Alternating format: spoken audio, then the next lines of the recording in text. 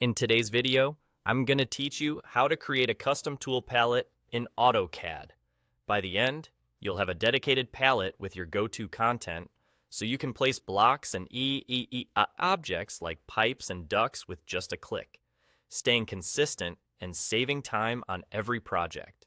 First, let's bring up the Tool Palettes window. The quickest way is the keyboard shortcut Ctrl+3. Think of this window as your personal shelf of ready-made tools. If it's already open, great. You'll see tabs across the top or side, each representing a palette.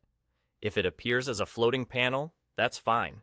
You can leave it where it is while you set things up. Next, create a brand new palette where your custom tools will live. Right-click on any of the existing tabs and choose New Palette. You'll be prompted to name it. Use a clear descriptive name that reflects what you plan to store there, like MIE blocks, standard ducts, or Project A details. Good naming makes it easy to find what you need later and helps others on your team understand what's inside. Now it's time to stock your palette with the content you use most. From the drawing area, locate the custom blocks, pipes, or ducts that are already set up the way you like.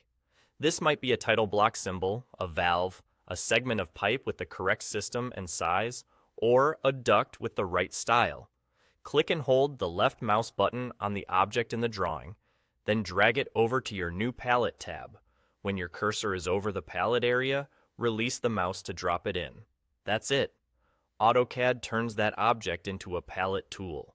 Each item you add remembers its definition and key properties from the moment you dropped it in, so when you use it later, it will place content that follows the same standards and settings.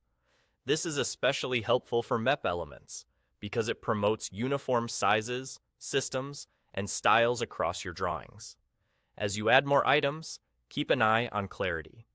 If a tool's default label doesn't tell the whole story, rename the item on the palette so you instantly know what you're placing.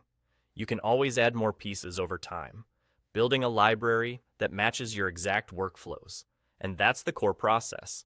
Open the tool palettes with Ctrl+3, create and name a new palette, then drag and drop your custom blocks, pipes, or ducts straight from the drawing area. With just those steps, you've created a powerful, reusable toolkit that makes your production faster, cleaner, and more consistent.